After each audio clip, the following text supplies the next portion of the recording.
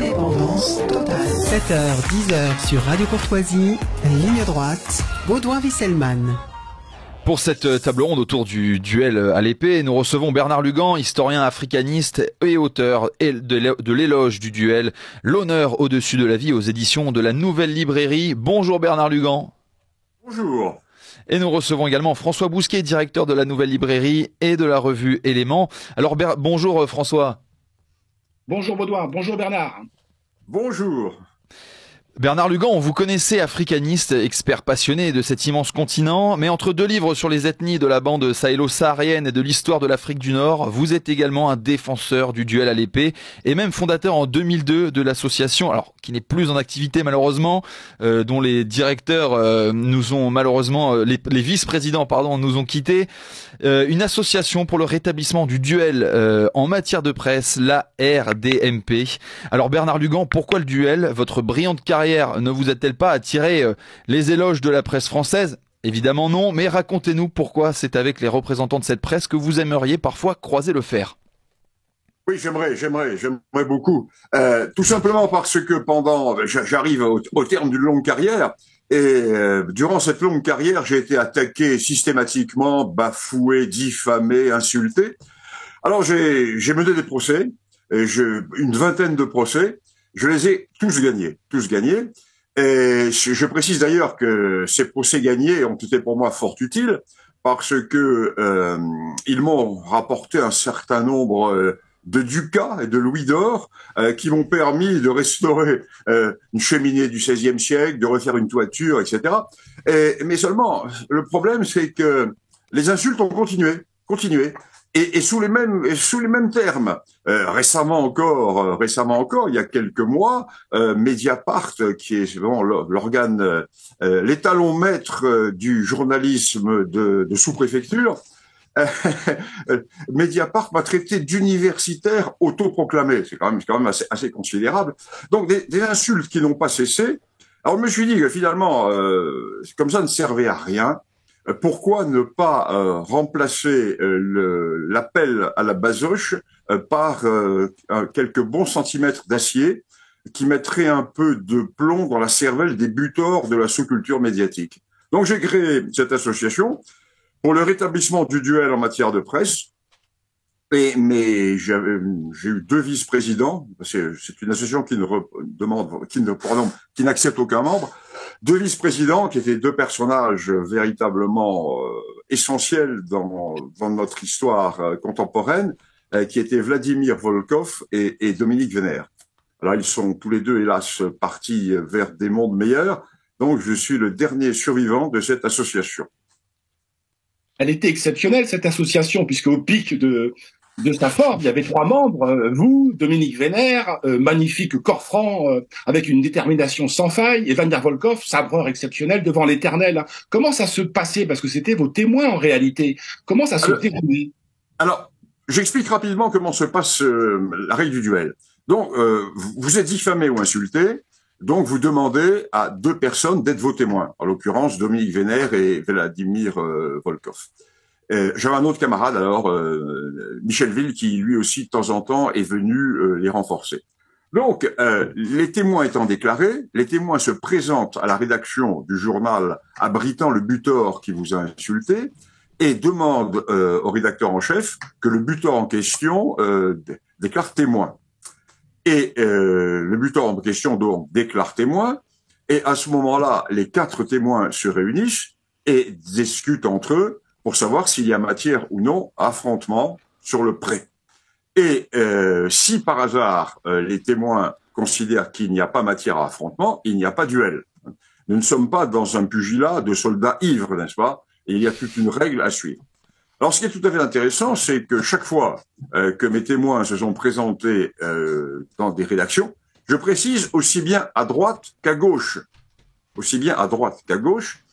Les témoins en face n'ont jamais été déclarés. C'est-à-dire que ceux qui m'avaient insulté ont tellement eu la trouille et puis manquaient à ce point à l'honneur qu'ils n'ont même pas déclaré témoin. Il faut dire que Vladimir Volkov et Dominique Vénère précisaient tout de suite en préambule qu'étant l'insulté, j'avais naturellement le choix des armes. Et pour moi, la première proposition était le sabre, mais le sabre à cheval. Inutile de vous dire que les lapins de coursive, qui constituent 99,99% de la gente journalistique, courent encore. Oui. Volkov avait une vision particulière du duel à la russe. Hein. Oui, alors Volkov m'avait dit, voilà Bernard, moi je veux bien être votre vice-président, mais à une seule condition. Ah, je dis oui, laquelle, Vladimir?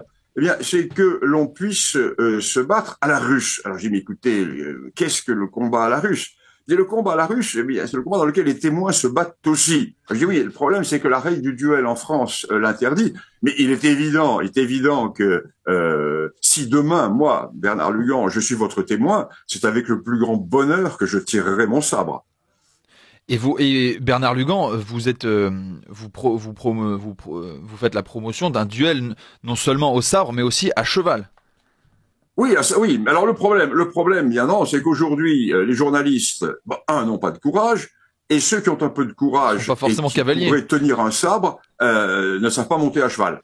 Alors donc, j'ai proposé à ce moment-là qu'on se batte à pied. Bon, c'est pas un problème qu'on se batte à pied. Alors moi, je suis tout à fait contre le duel au pistolet.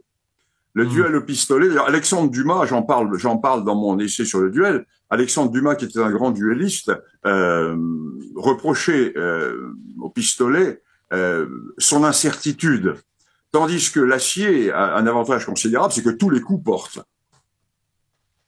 Bernard Lugan, on va y revenir dans un instant. Restez avec nous pour parler de cet éloge du duel. Mais il est presque 8 heures et on fait un point sur l'actualité avec Liselotte Dutreuil. Ligne droite.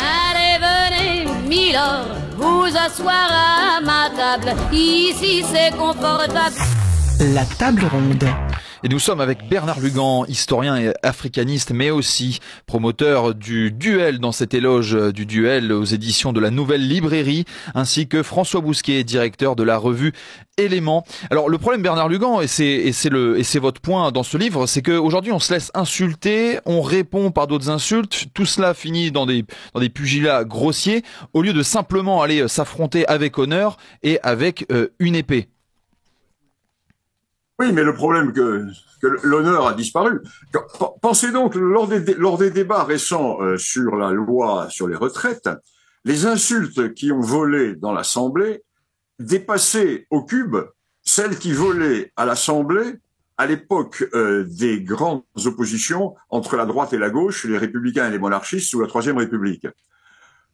Par exemple, le pauvre Dussopt se fait traiter d'assassin et de parjure. Il ne réplique pas. Imaginons ce qui se serait passé sous la Troisième République avec Clémenceau, avec Cavaignac, avec tous ces hommes qui, pour beaucoup moins, s'affrontaient dès le lendemain matin sur le pré. Donc aujourd'hui, nous sommes dans une déliquescence complète des références et du code de l'honneur, ce qui fait que ça fait la fortune des avocats, mais cela amoindrit d'une manière considérable tout ce qui était esthétique et code de l'honneur.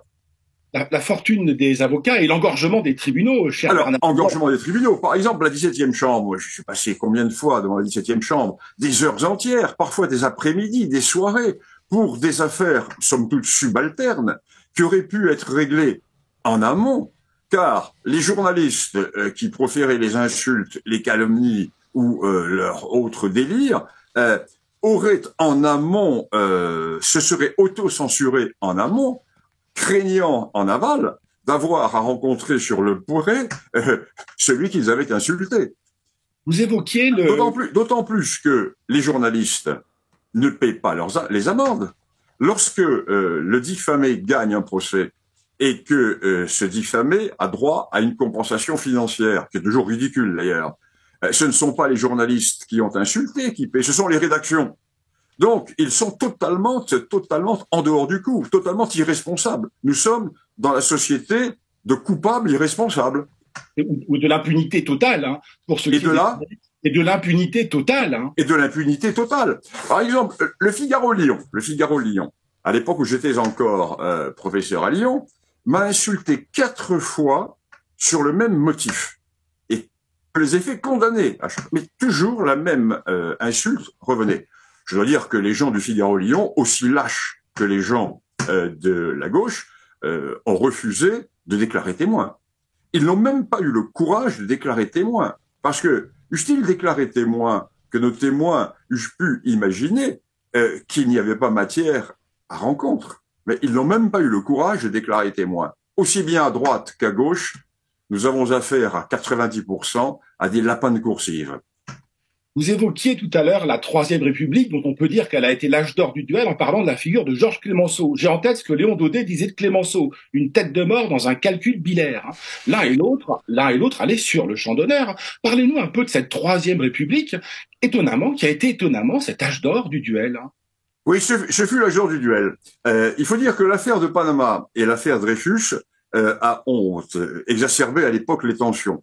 Alors, ce qui est tout à fait intéressant, je consacre de longs développements dans mon essai sur le duel à cette période, parce que je consacre, moi qui suis un vieux réactionnaire, appelons, disons carrément un homme de droite, même si ces notions ne veulent rien dire, moi qui suis vraiment un vieux réactionnaire, je tire mon chapeau à ces hommes de gauche qui avaient du courage, parce qu'à l'époque, qu'ils fussent de gauche ou de droite, républicains ou monarchistes, ils se battaient, ils avaient le sens de l'honneur. Alors bon, bien sûr, Clemenceau, des hommes comme Cavaignac, également Maurras, qui s'est battu, qui n'était pas député, mais il y avait les députés, il y avait les journalistes, il y avait les hommes de lettres, il y avait les écrivains qui se battaient, Proust qui s'est battu une fois, qui ensuite en a fait toute une salade pendant toute sa carrière, parce que Proust avait peur d'être traité d'efféminé, donc il met toujours en avant le fait qu'il s'était battu une fois en duel pour montrer qu'il n'était pas efféminé. Et des hommes de gauche comme Blum, Léon Blum était un homme d'épée, des hommes qui étaient honorables parce que ils relevaient le défi de l'honneur. Aujourd'hui, cela a totalement disparu. Regardez ce qui s'est passé quand ce pauvre député Marlex s'est fait adresser un bras d'honneur par le garde des Sceaux et qu'il n'a pas répliqué. Il ne lui a pas envoyé ses témoins. Mais imaginez la scène, imaginez le 10e de cela sous la Troisième République. L'on se battait dès le lendemain matin. Alors Bernard Lugan, est-ce que vous pouvez différencier le duel d'une pure vengeance et d'un crime d'honneur? Ah oui, rien à voir. Non, rien à voir. Alors, donc Richelieu a sauvé la noblesse française parce que jusqu'à Richelieu, l'on se battait pour un oui, pour un non, et il y a eu une déviance qui a fait que l'on s'entretuait. Un peu avant Richelieu, sous Henri IV, il y a eu plus de morts dans l'aristocratie française par le duel qu'il y en a eu dans les guerres de religion, dans la guerre de religion. C'est pour vous dire, je donne les chiffres, n'est-ce pas, parce qu'il y a eu des études tout à fait intéressantes qui ont été faites là-dessus. Alors plus tard, Richelieu a interdit le duel, et il a véritablement sauvé la noblesse française, qui était en train de s'entrégorger, de s'entretuer. Alors, le duel, ensuite, a connu une phase de ralentissement, sauf dans l'armée. On a continué à se battre dans l'armée, mais avec un certain nombre de règles, dans la mesure où le chef de corps autorisait ou non le duel. Et puis, il y a eu la période de la guerre révolutionnaire, alors évidemment avec les épisodes du fameux film Les Duellistes, dont on parlera peut-être tout à l'heure, et le duel est, comment dirais-je, a ressurgi de l'oubli dans les années 1830-1840 et avec son acmé sous la Troisième République. Alors il faut dire que au XIXe siècle furent définies véritablement les règles du duel. Donc, à partir de ce moment-là, le duel a été codifié avec les témoins, avec l'usage des armes, avec toutes les conditions. Jusque-là, le duel n'était pas véritablement réglé. Donc, aujourd'hui, nous avons véritablement un code du duel. Mais maintenant, aujourd'hui, nous avons un code du duel, mais nous n'avons plus de gens voulant se battre en duel. Puis surtout, la législation l'interdit. Imaginez demain que je croise le fer avec l'un ou l'autre des faquins de la culture médiatique. Encore faudrait-il qu'ils eussent le courage de venir m'affronter, nous finirions en prison, lui et moi. Donc le duel, aujourd'hui, n'est plus possible. Alors qu'il n'était pas sous la Troisième, hein? Non, alors sous la Troisième République, il y a eu plusieurs tentatives d'interdiction du duel, il y a eu, je crois, 7 ou 8 tentatives de projets de loi déposés pour l'interdiction du duel, et tous ont été refusés par les députés, qui à l'époque en avaient dans la culotte. Oui. S'il y a un journaliste que vous n'aimez pas, vous l'avez cité, c'est Mediapart. Et à Mediapart, il y a le patron, The Big Boss, Edoui Plenel. Hein. Et j'ai tendance, moi, à comparer les moustaches d'Edoui Plenel, derrière lesquelles il se cache, et les vôtres. Hein. Oui, bon, écoutez, moustache, moi, je pense que j'ai des moustaches. Lui a quelques poils qui cachent ses pensées sombres. Oui, bon, disons que si le duel était autorisé, hein, je pense que les gens de Mediapart seraient tout à fait ceux auxquels j'enverrais mes témoins. Pour une raison très simple, par exemple, m'avoir traité d'universitaire autoproclamé, en 1890, eût mérité quelques centimètres d'acier. Vous décrivez toute une riche littérature qui va raconter ce duel, qui est documenté. Les codes du duel sont très connus. Est-ce que vous pouvez réexpliquer comment, quand on est offensé, on envoie ses témoins à l'offensant, à l'offenseur? Écoutez, je vous l'ai dit tout à l'heure, je le répète.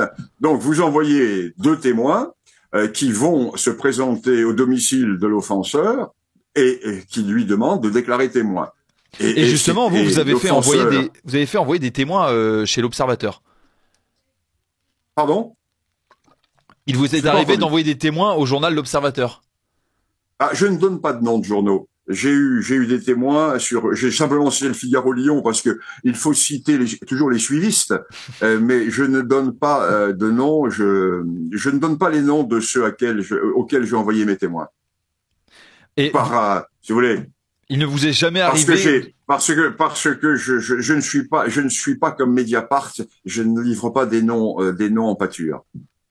Mais alors, là, on a évoqué les témoins dans la réalité. Vous avez parlé du film de Ridley Scott, hein, qui relève d'une forme de duel forcené et qui presque. Mais c'est pas. Tu vois, le duel des duellistes est un film merveilleux et la nouvelle de Conrad est merveilleuse.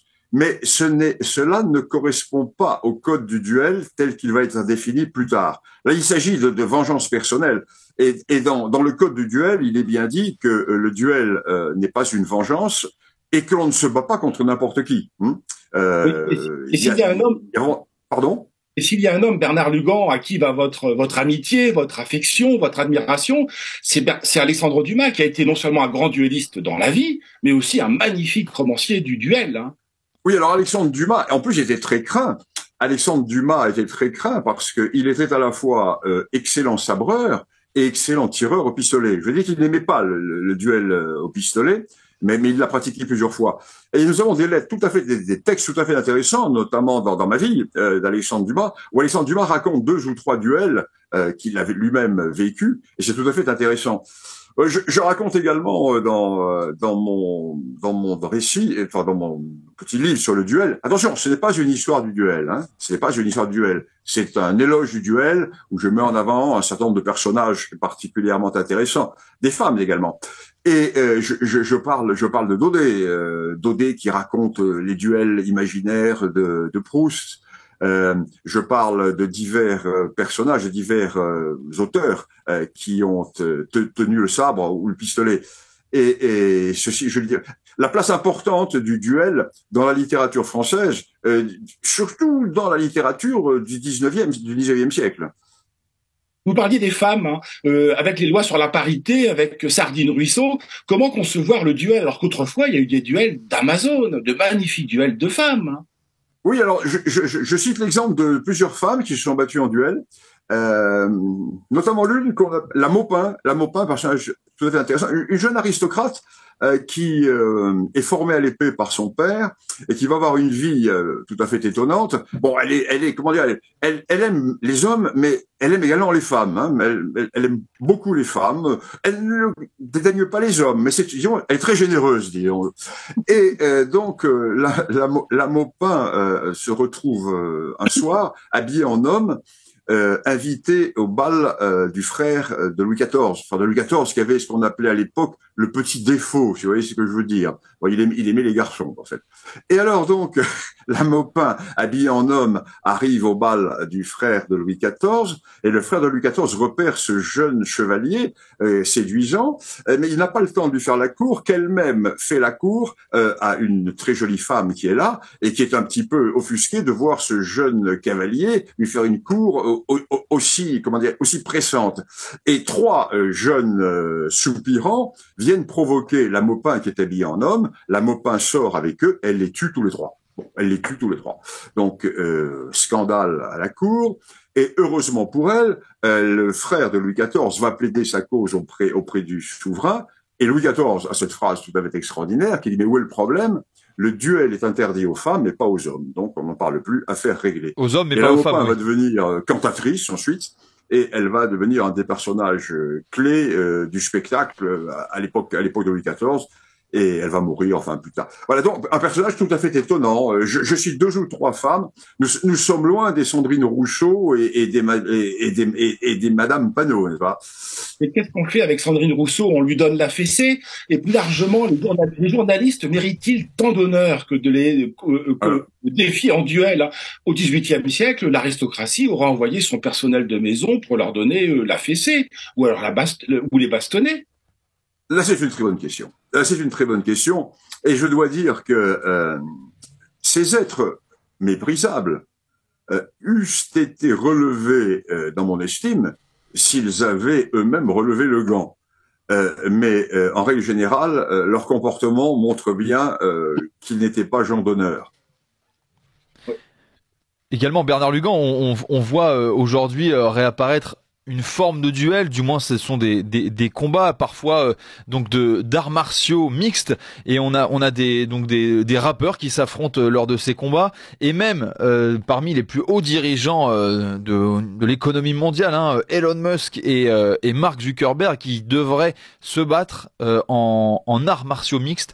Est-ce que c'est une résurgence du duel, mais avec les poings? Oui, c'est le duel du pauvre. Le duel du pauvre. Même s'ils sont riches. Oui, à ce moment-là, on tombe dans la querelle de soldats ivres, n'est-ce pas? Ça n'a rien à voir avec les vertus aristocratiques du duel. C'est une bagarre, ça peut être une bagarre d'ivrogne. Bon, la bagarre au poing, je connais. Moi, j'ai fait beaucoup de boxe française. J'ai fait de très nombreuses bagarres de rue. Les plus anciens de Mediapart se souviennent de moi, n'est-ce pas? Bon, mais ça n'a rien à voir. Ça n'a rien à voir avec le duel. Justement. Bernard, allez-y, François, pardon. Dites Bernard, d'ailleurs, pour les bagarres de rue et la boxe française, il faut lire Mai 68 vu d'en face de Bernard Lugan, toujours à la Nouvelle Librairie. Mais je reviens sur le match entre Elon Musk, qui est un type génial, hein, je veux dire par ailleurs, et Mark Zuckerberg en MMA, donc dans une cage. Hein, c'est un peu un match de catch. Hein. Or, ce que vous montrez dans le livre, hein, L'éloge du duel, c'est que le duel est le comble de la civilisation. Et là, on est aux antipodes. Hein. Absolument, c'est le comble de la civilisation, et c'est le comble de la politesse. Tandis que là, nous avons affaire, bon, à un pugilat de fans banquets. Non, ça n'a rien à voir. Le duel, si vous le voulez, est la quintessence même de la politesse, de l'art de vivre, parce que par l'existence même de la possibilité du duel, vous évitez en amont un certain nombre de dérapages. Aujourd'hui, nous vivons dans l'immédiateté et dans la civilisation du spasme. Tandis que, avec l'idée du duel, vous maîtrisez votre spasme d'élocution, parce que vous dites que si vous allez trop loin, eh bien, vous allez devoir assumer votre dérapage face à quelqu'un qui va vous attendre avec quelques bons centimètres d'acier en main. Alors, qu'est-ce que vous préconisez, Bernard Lugan, en attendant que le duel soit réautorisé, même si ça n'arrivera sans doute jamais? Est-ce que si, ça arrivera. Si par hasard je devenais président de la République, je ferai voter par ma majorité présidentielle immédiatement la première loi rétablissement du duel pour rétablir la politesse et l'art de vivre dans ce pauvre pays. Et Bernard Lugan, vous serez jamais président de la République, puisque non, je suis monarchiste, donc ce serait difficile. Oui, vous êtes hostile à la République, donc ce sera difficile. Oui. Et donc, vous êtes hostile à la République, donc ce sera difficile. Oui, non, de toute façon, je suis un vieux monarchiste. Mettons les pieds dans le plat. Si un jour vous deviez être roi de France, c'est autre chose. Ah non plus. Non plus. Non. Alors, vous savez, Ouais, allez-y Bernard Lugan, De toute pardon. façon, vous savez que je me tiens très loin de ce genre de débat. Non, je sais bien. Votre maître, d'autant que votre maître, Lyautey, comparait la République à une maladie vénérienne. Oui, Lyautey avait cette phrase merveilleuse qui disait, Lyautey était mon maître, qui disait, la République, c'est comme la syphilis, lorsqu'on l'a attrapée, soit on se fait sauter le caisson, soit on tente de vivre avec.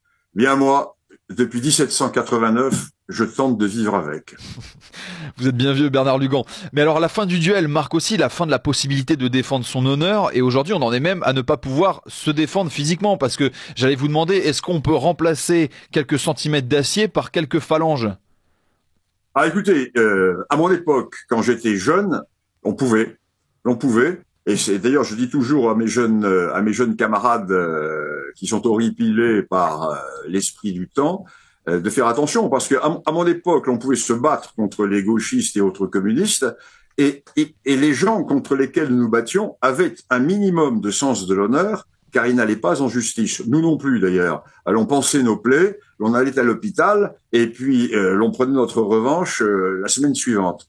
Aujourd'hui, vous mettez une simple claque, vous êtes poursuivi en justice. Donc nous vivons à la fois dans la fin de la civilisation de l'honneur et dans la totale civilisation de la lâcheté et de l'abandon de tout esprit de réaction.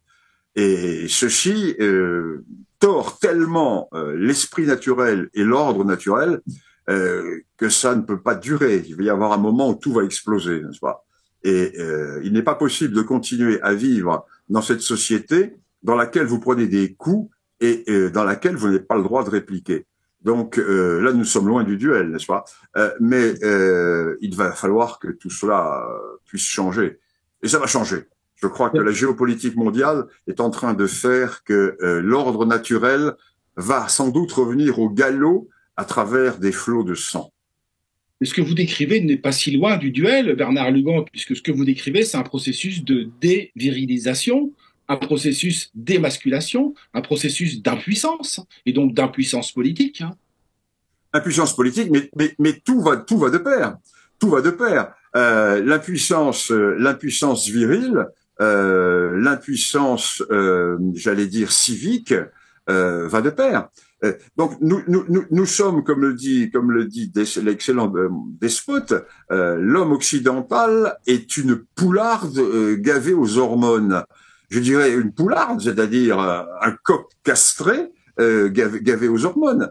Et face à un monde qui a vu le retour du tragique, face à un monde qui aujourd'hui est un monde en totale implosion, l'homme européen est un homme castré face à des loups qui sont, eux, pleins d'appétit et pleins de vigueur. Alors, soit l'homme européen va finir dans la gueule de ces loups, soit l'homme européen va finir par réagir. Mais pour réagir, encore faudrait-il que les lapins de coursive et les, comment dirais-je, et les émasculés de sous-préfecture qui dirigent leur pays, et notamment le pays de France, soient évincés, et que aujourd'hui soit rétablie une sorte de féodalité avec des corps francs modernes qui puissent dire maintenant nous réagissons et nous cessons d'être des victimes et nous devenons, n'est-ce pas, nous changeons le rapport de force, ce qui implique une contre-révolution totale, à la fois politique d'abord, comme disait Maurras, mais civique, morale, civilisationnelle. Le duel est un des éléments de cette résurrection. Et sans doute... Oui. Allez-y François, pardon. Non, c'était pour une précision, pour enrichir le lexique, enfin pas l'enrichir, hein, restaurer le lexique merveilleux de Bernard Lugan, c'est les queues plates de sous-préfecture. Les queues plates de sous-préfecture. Nous sommes dirigés par des queues plates de sous-préfecture. Alors qu'est-ce qu'une queue plate de sous-préfecture? C'est un castor qui fait barrage à la haine tous les 5 ans? Le queue plate de sous-préfecture, c'est ce que vous voyez sur les écrans de télévision. Et ce sont ces hommes ou ces femmes qui pendant des mois nous ont interdit de prendre un café debout et qui ont interdit aux pauvres grand-mères de sortir non masquées et sans Ausweis pour aller faire pisser leurs chiens. Ce sont ces hommes qui aujourd'hui se promènent avec des journées, des marches blanches et qui, au lieu de rétablir l'ordre, sont dans la compassion et dans la victimisation. En fait, c'est la classe politique, la classe journalistique, la classe médiatique, la classe du spectacle, c'est-à-dire tout le pays légal. Et là, j'en reviens à Maurras. C'est tout le pays légal qui est en train d'achever de tuer le pays réel, jusqu'au jour où le pays réel va prendre une grande colère et va les reconduire dans leur sous-préfecture. Merci beaucoup Bernard Lugan d'avoir été avec nous pour cet éloge du duel aux éditions de la Nouvelle Librairie. Merci beaucoup et à bientôt. Et merci à vous aussi également François. Mais on reste avec vous et on revient avec vous dans quelques instants, pour notre entretien vu de haut.